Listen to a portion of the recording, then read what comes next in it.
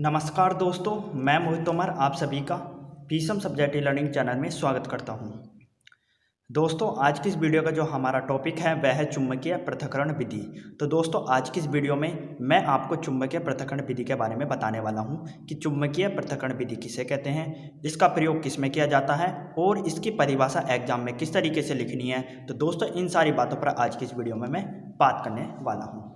तो दोस्तों, वीडियो शुरू करने से पहले आप सभी से रिक्वेस्ट है, यदि आपने अभी तक हमारे चैनल को सब्सक्राइब नहीं किया तो सब्सक्राइब कर दीजिए तथा उसके आगे की बेल आइकन घंटी भी प्रेस कर दीजिए, ताकि जब भी मैं नई वीडियो अपलोड करूं तो उसकी नोटिफिकेशन आपको सबसे पहले मिल सके।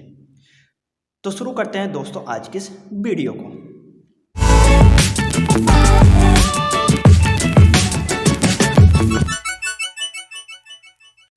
तो दोस्तों, पहले आपको क्या करना है, पहले आपको चुंबकीय पृथक्करण विधि का चित्र बनाना है। क्या बनाना है दोस्तों? चुंबकीय पृथक्करण विधि का चित्र बनाना है। क्योंकि दोस्तों, जब तक आप इसका चित्र नहीं बनाएंगे और इस चित्र को समझेंगे नहीं, तब तक ना आप इसकी परिभाषा लिख सकते और ना ही इसके बारे में समझ सकते। तो दोस्तों, हमारा पहला काम है कि हमें चुंबकीय पृथक्करण विधि का चित्र बनाना है।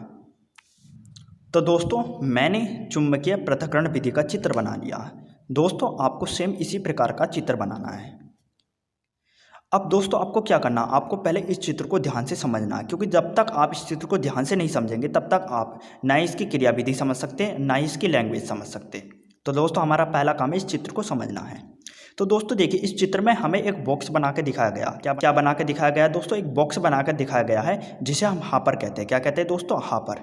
और दोस्तों, इसमें दो पहिए भी लगाए गए। क्या लगाए गए दोस्तों? दो पहिए। इन दो पहियों को हम चुंबकीय रोलर कहते हैं। क्या कहते हैं दोस्तों? चुंबकीय रोलर। और दोस्तों, इन दो पहिए को ऊपर एक पट्टा डाला गया। क्या डाला गया दोस्तों? एक पट्टा डाला गया है। दोस्तों, आप ये जो काली काली लाइन सी देख रहे हैं ना, ये पट्टा है। क्या है दोस्तों? ये पट्टा है जो कि इन दो पहियों पर डाला गया है। इन दो पहियों को हम क्या कहते हैं? चुंबकीय रोलर।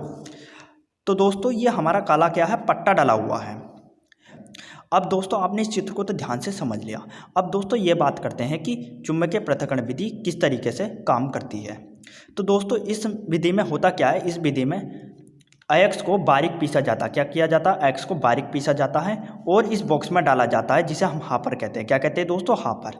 तो दोस्तों, इस हापर के माध्यम से जो हमारे बारीक अयस्क हैं वो इस पट्टे पर आके गिर जाते हैं। किस पट्टे पर आके गिरते हैं दोस्तों? इस वाले पट्टे पर, जो कि इन दो पहियों पर चढ़ा हुआ है, जिसे हम चुंबकीय रोलर कहते हैं। अब दोस्तों, अभी जब ये हमारे पहिए घूमते हैं दोस्तों, जब ये दोनों पहिए घूमेंगे तो ये जो पट्टा है जब ये चलेगा तो इस पर जो अयस्क गिरेंगे वो भी आगे को चलेंगे। तो जब ये अयस्क चलते चलते इस वाले चुंबकीय रोलर पर आते हैं, किस वाले चुंबकीय रोलर पर दोस्तों? इस वाले पर। तो दोस्तों, जब ये अयस्क इस वाले चुंबकीय रोलर पर आते हैं तो इसमें से जो पदार्थ चुंबकीय होते हैं वो पदार्थ इस चुंबकीय रोलर पर आकर चिपक जाते हैं। किस पर चिपक जाते हैं दोस्तों? इस वाले चुंबकीय रोलर पर चिपक जाते हैं। और दोस्तों, जो पदार्थ अचुंबकीय होते हैं, मतलब जिनमें चुंबकन नहीं होती है, वे पदार्थ इस चुंबकीय रोलर से नहीं चिपक पाते हैं। नहीं, क्या नहीं हो पाते दोस्तों? इस चुंबकीय रोलर से नहीं चिपक पाते हैं, जिसके कारण जो हमारा अचुंबकीय पदार्थ होता है वो यहीं आके गिर जाता है। दोस्तों, आप देख रहे हैं ना, ये हमारा अचुंबकीय पदार्थ है, वो यहीं आके गिर जाता है। जबकि दोस्तों, जो हमारा चुंबकीय पदार्थ होता है वो इस पहिए पर चिपकने के कारण दोस्तों, इस वाले चुंबकीय रोलर पर चिपकने के कारण वो चुंबकीय रोलर के कुछ दूरी पर, चुंबकीय रोलर के कुछ दूरी पर आकर गिर जाता है। ये हमारा दोस्तों चुंबकीय पदार्थ जो आके यहाँ गिर रहा है। क्या है दोस्तों? ये हमारा चुंबकीय पदार्थ। तो दोस्तों, इस विधि के माध्यम से हम चुंबकीय और अचुंबकीय पदार्थों को अलग कर लेते हैं। जो दोस्तों, आपको ये समझ में आ गया होगा कि चुंबकीय पृथक्करण विधि किस तरीके से काम करती है। अब दोस्तों, आपने ये तो समझ लिया कि चुंबकीय पृथक्करण विधि किस तरीके से काम करती है। अब दोस्तों, आपको ये भी तो पता होना चाहिए कि इस विधि के द्वारा हम कैसे अयस्कों का ही सांद्रण कर सकते हैं। क्योंकि दोस्तों, हम सभी अयस्कों का सांद्रण चुंबकीय पृथक्करण विधि से नहीं कर सकते, केवल उन्हीं अयस्कों का सांद्रण कर सकते हैं जो कि इस विधि पर लागू होते हों। अब वो दोस्तों अयस्क कौन कौन से, ये आपको पता होना चाहिए। तो दोस्तों, इस विधि के द्वारा हम केवल ऐसे अयस्कों का सांद्रण कर सकते हैं जिसमें अयस्क चुंबकीय हों तथा जो हमारी अशुद्धियां हैं वो अचुंबकीय हों, या जो हमारे अयस्क हैं वो अचुंबकीय हों और जो हमारी अशुद्धियां हैं वो चुंबकीय हों।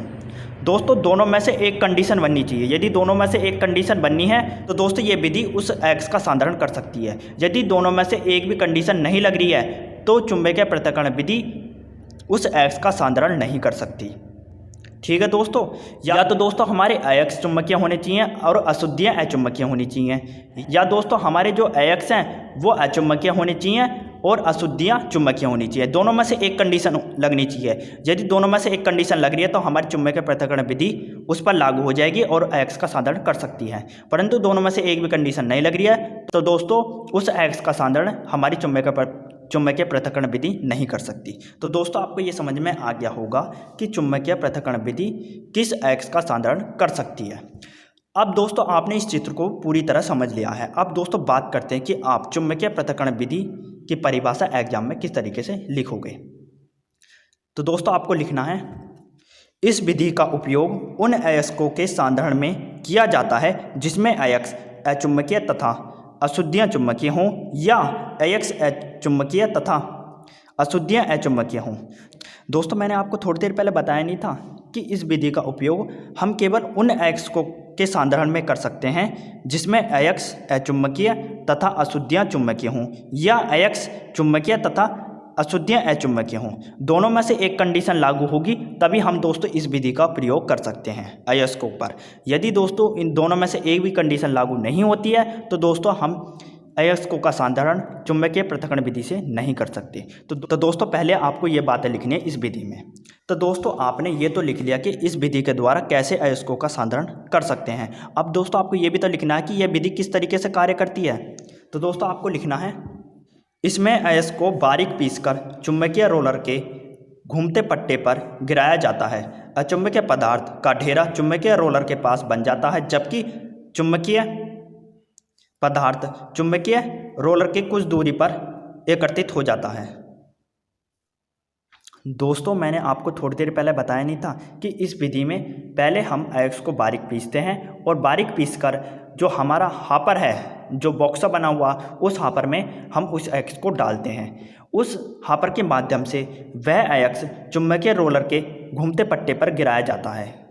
ठीक है दोस्तों, और उसमें से जो हमारा अचुंबकीय पदार्थ होता है वो चुंबकीय रोलर के से नहीं चिपक पाता है, जिसके कारण वह चुंबकीय रोलर के पास गिर जाता है। जबकि जो हमारा चुंबकीय पदार्थ होता है वो चुंबकीय रोलर के से चिपक जाता है और वह चुंबकीय रोलर के कुछ दूरी पर जाकर एकत्रित हो जाता है। यही बातें मैंने आपको उस चित्र में समझाई थी और यही बातें मैं आपको यहीं लिखकर बता रहा हूँ। दोस्तों जैसे मैंने आपको वह चित्र समझाया था वैसे ही मैंने इस चुंबकीय पृथक्करण विधि की परिभाषा लिखवाई है, इसकी क्रिया विधि लिखवाई है। मैंने कुछ अलग नहीं लिखवाया इस विधि में, जैसे चित्र समझाया वैसे मैंने ये विधि लिखवाई है। अब दोस्तों आपने चुंबकीय पृथक्करण विधि का चित्र भी समझ लिया, इसकी परिभाषा भी लिख ली। अब दोस्तों आपको ये भी तो पता होनी चाहिए कि इस विधि के द्वारा हम कैसे अयस्कों का सांद्रण कर सकते हैं, ये भी तो दोस्तों आपको पता होना चाहिए। तो दोस्तों आपको हेडिंग डालनी है उदाहरण। क्या डालनी है दोस्तों? उदाहरण। और दोस्तों आपको उदाहरण में लिखना है SnO2, Fe3O4। दोस्तों ये ऐसे पदार्थ हैं जिसका सांद्रण हम केवल चुंबकीय पृथक्करण विधि के द्वारा ही कर सकते हैं। किस विधि के द्वारा कर सकते हैं दोस्तों? चुंबकीय पृथक्करण विधि के द्वारा कर सकते हैं। दोस्तों ऐसे पदार्थ और भी हो सकते हैं, परंतु दोस्तों ये मेन पदार्थ हैं। आपको एग्जाम में ये दोनों सूत्र जरूर लिखने हैं। तो दोस्तों यदि आपको मेरी ये वीडियो पसंद आई है तो लाइक सब्सक्राइब जरूर कीजिए तथा इस वीडियो को अपने दोस्तों के साथ जरूर शेयर कीजिए ताकि वे भी चुंबकीय पृथक्करण विधि को अच्छी तरह समझ सके। तो दोस्तों आपको हमारी वीडियो देखने का बहुत बहुत धन्यवाद।